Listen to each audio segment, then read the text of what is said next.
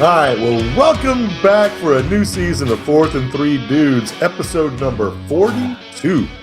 I don't know. Never thought we'd actually get here, but sometimes not sure we're going to make it much further.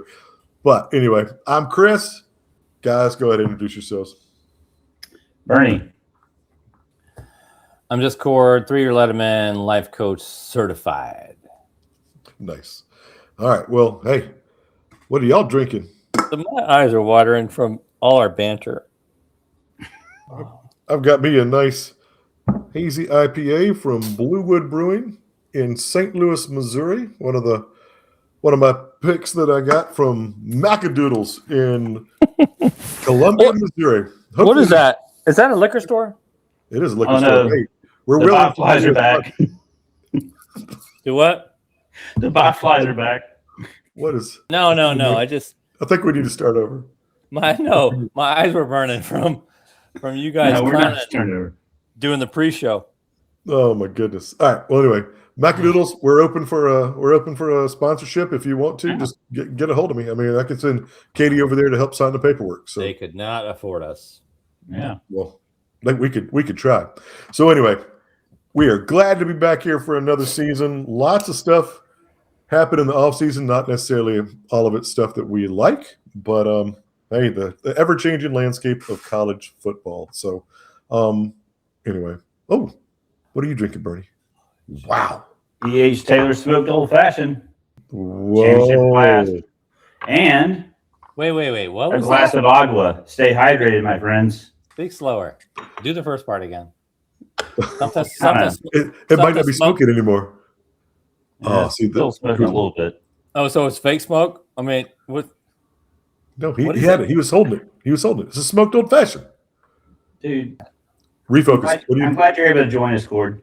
I never heard of that. Show us your vodka tonic. No, for you guys, this is straight. There's no tonic for you guys. Well, good. So this show should really be fantastic. All right. Woo! So what are you looking most forward to with this season coming up, Bernie? Another season of watching the slow demise of our favorite sport. Right before our very eyes. It's been all season from hell. So I guess really what I'm looking forward to is actual football, because so much damn drama in all season. It's like every week there's a different headline that just blows the last one out of the water, and it is still not over. I mean, we're literally a few days from week 0, and Kevin's meeting with Sankey tomorrow to get his hand slapped. Probably not. Sankey doesn't have a spine, but anyway. So I'm looking forward to tackle football on my TV screen. Yes. How about you, Cord? Well, today Besides is the the Pac-12 day being back. where 22 college students who have no idea who I am determine my happiness for the next 4 months. And I don't even know which team I'm rooting for. I got like 3 or 4 of them. You got no problem. Yep, you do. So, yeah, I got a good chance of being happy at some point. Well, no, I agree. I'm just ready for football to get going. So yeah, enough of the talk and the craziness and the demise of college football as we know it. So Lane is actually having a meeting with Stanky? He is. They got a meeting set for tomorrow. To again discuss which half of the season he's going to decide to not coach for, since he'll be suspended for half of the season. Is that an actual fact or no? Is he going to be suspended? I doubt he'll be suspended, but I mean, hey, what rules did I violate? You just made them up after I did it. But he'll back off. He don't want to not be on the sideline for half the season. He's too much of an egomaniac. So yeah. I mean, again, going back to what the Big 12 did, you saw that what the conference did was able to force Texas Tech into a position where Sorensby is not playing. So, yeah, I mean, I'm pretty sure that Kiffin will try to get his time in the spotlight again, but then he will be on the sideline without players from the Cleveland Browns or Tampa Bay Buccaneers, is my thought. You talk about someone who not even skirts the rules. There are no rules, just exploits the game. Because and the way... Well, like 10 months ago, maybe not even quite that, but we were discussing how he had really just rebranded and changed his whole persona. Hmm. And you actually kind of liked him for once. He wasn't the dumbass that got fired on the tarmac out in Southern California. I mean, he was kind of likable. And then, LSU fires Brian Kelly, and then it's just been a shitstorm with Lane Kiffin since then. And he can't stay out of it. That's why there's no way he's going to take 3 third string players and sit out half the season. So I don't trust Greg Sankey. He's not. He waited for the Big Ten to make their bold move statement, and then he came out and finally said, "Well, yeah, that's a good idea. We'll suspend him. I have whatever." He's a lame duck. But yeah, what was the most outrageous headline of the offseason? What do you say? Outrageous headline. I'll start. I think it was the Sorsby thing when you put it all together. I mean, admitted to gambling. I mean, like a lot of bets. Is that wrong? And that for us, no. For a player, yes. It's worse than getting caught with the cocaine and a hooker in your trunk. I mean, but what if you bet for your team to win? You can't do that, and they were just going to overlook that. I mean, it's crazy. But he got some help. He got help. I mean, they're all kind of crazy headlines, but that I would put slightly ahead of some others. Yeah, but I mean, this one now is trying to compete with it, bringing the players back from the NFL, because that's the whole thing. If you had a professional contract or with the NFL, granted, pretty much every player is a professional nowadays. So, and Lane can suck it. It's not about the guys that didn't get grandfathered in to being able to come back to college. It's about the third string and the depth chart. The guys been there all August. They're in the spring, and all of a sudden there's a guy coming from the NFL that's been. I mean, everybody's getting paid now, but anyway, I mean, there still should be a professional football, and then amateur, even though the amateurs are making money too. Money talks. It doesn't matter. You got to get the wins. And if you can bring someone from the NFL that you can boost your team, even though how shitty it is to have the guy from January, blood, sweat, and tears on the field, it's all about money. Yeah. Pretty sure Jalen Carter and Nakobe Dean got a year of eligibility left. We should bring Herschel Walker. Yep. I mean, Georgia fans can go down the list. I think it was only the class from 2022. Right. No, it is. I mean, it was just the whole new 5 years to play is being it. 5 years to play 4. But well, that's what it was when I was there. Mm-hmm. Like, I still got one more left. I'm in, baby. The Beaver's going to call you up, but I mean, I don't know about that. Yeah. So anyway, but yes, lots of crazy headlines. But yes, I mean, it is one of those things being discussed everywhere about the fact that everybody old school doesn't like the way that football's changing them. That's still my biggest thing, is just the fact that there's not as many kids that that are truly playing for your school versus playing for the money. I mean, you used to be able to know all those kids were coming and were waiting in the background to do it. Now they're just going to jump around. But we talked about that at the end of last season. It's going to keep going. So I don't know. I guess that's a good positive. That's a good point, because as Georgia fans, we're kind of spoiled because Kirby doesn't do the whole transfer, portal a lot. I mean, he fills needs where he can. Despite what people think, everything I've read, he does compete monetarily with NIL money, but he's just not going to go overboard with it. But we're in the running for guys we want, but it's not the same, like you alluded to, it's not the same as years ago where you just knew, okay, yeah, we have that redshirt quarterback that's now going to be his third year in the system. And, I sat down a couple weeks ago and just looked at the depth chart, and I'm like, I'm pretty excited about this team, and had to remind myself who transferred out and who left, and probably should have left. But The ones we got, you just plug in holes and needs experience in certain spots like wide receiver, and we got who we needed, I think. So, but yeah, you're right. There's fans out there that we're a week away from college football, and they don't know the new quarterback's name. I mean, this is a whirlwind. Yeah. Or Oregon State's got 50 new players. Yeah. Yeah.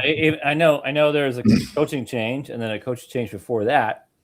But I mean, how do you predict what's going to happen there? I mean, majority of their best players jumped in the portal, landed somewhere. If not, good. But I mean, your only key is to spend what NIL money you have to try to feed that team, and then flood it with JUCOs. And that's what Oregon State has done. And they're just, like I said last year, they're just going to be a feeder team. Once somebody gets good and they can get more money, they're gone. Yeah. I mean, the SEC shorts. I mean, I talked about that a little bit earlier when we talked, but I mean, that was one of the things they went up on this last episode, the first one of the season, going around to teams and trying to figure out how many people you could name off your starting roster that have been there more than a year. Right. There aren't that many. And one of the things I'm really excited about this year is Georgia's defense. I mean, we've got a defense that is comparable and actually got to have some depth. I mean, with the defensive backs we brought in, plus what we already had, the defensive line, our linebacking core, it's one of those things where it harkens back to kind of what it felt more like in 21 and 22. Jeffs don't have the depth stacked that you used to be able to do before NIL and transfer portal went totally crazy. I mean, when Saban and Kirby were building those teams I was listening to a different podcast today, and it's like they said back then they were pulling first and second round NFL draft picks out of the line or off the field to put in another set of first and second round picks to play third down defense. I mean, unfortunately can't do that as much anymore, but I mean, our defense is going to be fantastic this year, I think. Yeah, I mean, the only bitch I have about your defense, and it's a good problem to have, is your two DPs are first team All-Americans, and they're only in one player position though. I mean, you got a good defense. I wish you could spread it out, but I mean, that's not a big bitch. But wow, you guys are still. The only thing you can stop Georgia is like the Athens County Police Department or something like that. That's the only team that could just manhandles them all week long. Other than that, man, you versus technology, logging into the video system here and getting past the waiting room. Yeah, you overcome it, and so can they. You know what? Life's about choices. Sip. All right. Oh, cute little straw. Swirly. Yeah. All right. Well, looking at the SEC overall this season, what are the other? I mean, Texas and Georgia are pretty much consensus for most people thinking are going to be the top teams in the SEC. What other teams do you think might actually have a chance to sneak in there and do something? Hold on, before you do that, is Texas really that good? Has Archie come of age, or? I mean, did you see anything of him spectacular last year besides all the hype? I think if he can start completing passes downfield, that's important. Well, he had some moments last year, but he did. He's got great legs. He's got great instincts, and he can get out of the pocket. But you got to be able to make that defense be honest and not have a spy for him. If they can afford a spy and he can't hit the downfield receiver, then it takes away some of his running game. And I think that's where he can really hurt some teams is with his feet. If he can start hurting him with his arm, then he's not going to be here next year. Yeah. All right. Well, I'll wait and see. He'll be on Earth, but he won't be in college football. I just think you got a bunch of hype still on him because that last name. There's definitely a lot of. Go ahead. I agree with Nama. It's Georgia and Texas. Next, I wouldn't put LSU. I'd put probably Ole Miss. I'm trying to think of some others. I mean, Alabama thinks a step down. They got a sophomore, I think, a quarterback who's supposed to be good, but Karen DeBoer, he needs some. It's a big year for him. What about Oklahoma? Yeah, Oklahoma was one I was going to say. Yeah, I mean, put Oklahoma there with Ole Miss. Maybe it's slightly ahead of Ole Miss. Yeah, I mean, I think they're a little bit ahead of Ole Miss. I think Ole Miss they lost a lot of people, and I mean, even though defense. I mean, their defense wasn't that great last year, and they lost some of the best players on it. It's just whether or not they can find people to fill in. But I agree. Go ahead, Cord. They have, my friend. They invested money in the secondary, and that was the weak spot from last year. We're 18 seconds from going to the national championship. Edwin Joseph, starter from Florida State as a safety. Ooh. He's got both Auburn cornerbacks, Antonio Kite and Jay Crawford. They're both rated. Centurion Perkins, I think he's their best cover guy. I think he's been there since a freshman. He got Jonel Aguero from UGA, Sharif Denson, who started at Florida. So he put some money into the D. They got Will Echoes at the D line. They snagged linebacker from Clemson. So they actually, ESPN rated Ole Miss's defense on the same tier as Ohio State's and Georgia in reference to draftability. They have 9 players, 5 on that team. 5 of them are in the back 7 of Ole Miss's defense that should be drafted. Yeah, but I get what you're saying, but that's not comparable to, say, a Georgia defense, who I agree with Nama. It looks like it's going to be not as better than, but comparable to our 2022 when we just had them stacked. These guys have been in the system. Yeah, Ole Miss is plugging holes on defense, and they've got good players. I agree. Aguero is a great defensive back, but there's a reason he's in the transfer portal. And same with other guys. So that puts a lot on Pete Golden, who's now a head coach and a defensive guy from last year. And, to make sure those guys are ready and gelling with the team and know the system. Plus, probably the same for all the programs, but what we're hearing now, this is the time of year, and Georgia's not immune to this, is going on right now. There's players that come in, whether they're transfers or freshmen, and they're lobbying for more money, or they're going to sit. And that's the way the landscape is now. And I hate to hear that, especially in August when we're about to play tackle football. But that's the reality. Some of these guys that transferred, maybe expected, maybe even had in the contract that they were going to play, and they're not seeing the same time of the ones on the practice field. So there's a lot of that going on. There's still a lot of question marks. It's not like it used to be, and I hate it.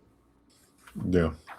The one thing I haven't heard is I don't see that Georgia has a big dominant pass rusher disruptor like they've had in the past.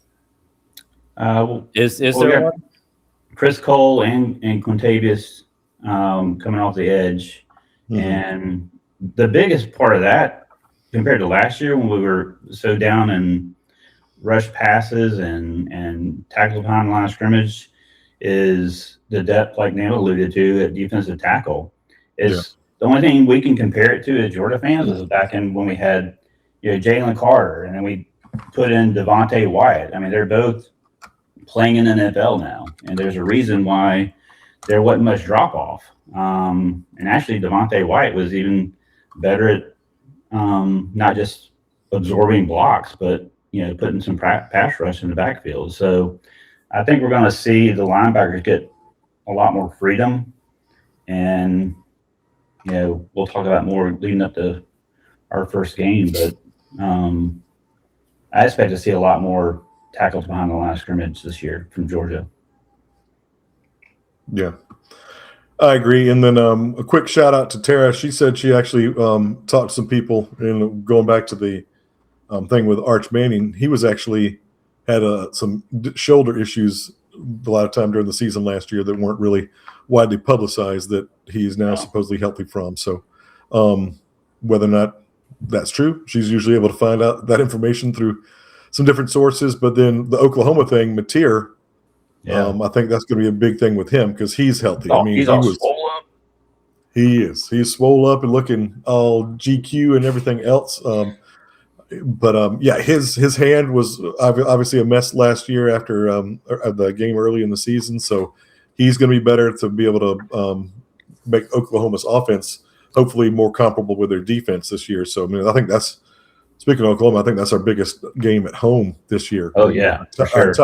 Our toughest by far, besides Missouri. But I mean, we'll get to that later. But anyway, but yeah. So Oklahoma, I think, is one of those that you need to watch for. It's going to be interesting with so many new coaches in the SEC this year. I think this is the most we've ever had at one time coming in. So a lot of new programs, a lot of new systems, from Florida to Kentucky to Auburn to, I mean, everywhere. Goodness gracious. Yeah, when Shane Beamer is one of your seasoned veteran SEC coaches, I mean, that says a lot about the new landscape. He's on the hot seat, isn't he? Yeah, I mean, they couldn't fire him last year after the previous year he had a good season, and they were able to keep Sellers, which is a big deal. Mm-hmm. So yes, that'll be interesting. Yeah, Heupel and Beamer are right behind Drinkowitz on the next tier of coaches behind Kirby in terms of tenure in the SEC. I love that name, Drinkowitz. I wonder what his grandparents did in Poland. No, Eli, man, they made the sausage. You don't want to see it. Yeah, Missouri, if they can actually, I mean, depending on how Austin Simmons does there, and when Ahmad Hardy's healthy from his unfortunate gunshot wound that he's having to recover from. Maybe that's the craziest headline for the off season. I mean, good grief. Deer hunting? No. Duck hunting? Like a concert, right? It was at a concert. He took a bullet in the leg. Where were you in June? Yeah. Concerts are the worst. Don't go to concerts. Yeah. So, but anyway, concerts are the worst. You just get shot or you lose a lot of money on a $50 t-shirt. Stupid. Goodness. God. All right, all right, move on. So, I mean, Pac-12, we won't talk a lot about them, but I mean, the fact that they're back now, Cord, I mean, does that bring back some good memories for you? Or, No. I'm wearing my Oregon State jersey from last year. But I am excited about what Jamarcus Shepard has done. He came from Alabama, and he is taking control of Beeb. One thing that I just learned about him is he doesn't know what his players are paid in NIL. What he does is he's got a general manager, and he gives the general manager the structure. And that general manager is Aaron Hodges, who I think was the assistant director, Alabama player personnel or something like that. But they've worked together, and he just gives them what he wants, and he handles it. And to him, it's like old school coaching. You're not coaching, depending on what player is paid what. Mm-hmm. So I'm kind of excited about it. He's got a lot of good players, that are coming in. Let's see. They're going to do a lot better than last year. So that's good. They got a couple tough games. They got Houston, I think, at home. And then, they got to go play at Houston where the trader Baby Brock Browers went to. And then Texas Tech is coming to Corvallis the second week. So I think those are the two toughest games besides Boise State. But like I said, 50 new players. I just heard yesterday that Malik Murphy got beat out by their new quarterback that came from Mercer, Braden Atkinson. He was at Mercer for 1 year. Had his last 2 years of high school, had 8,000 yards and 99 touchdowns. He's only 6'1", kind of like a Drew Brees type player. He's a lot more mobile than Malik. And with Oregon State's offensive line issues, you Right. got to be a little mobile. You better be able to run. Yeah. So we got 2 long snappers now instead of just one that didn't work. The special teams coach has moved on to New Mexico State. And I don't know. We'll see what happens. I mean, these first 2 games are going to be tough. If we can get close, it'll be a good season. If not, regardless, it'll be better than last year, I think. Yeah. No offense to Coach Bray. I mean, he didn't want the job, but he's now at Washington State, I think, as linebacker coach. They don't travel back over here to App State or anywhere close again for us to go to a game? After that App State debacle and they let us on the field and the coach got fired, I think 4th and 3 dudes are banned from going to their games. I think the closest one, I think, is UTEP. Gotcha. But Gotcha. I don't know. We'll see. Good, thanks. Well, we're here at week 0. There is some foosball this weekend. So, what's the game you're most looking forward to this weekend, Bernie?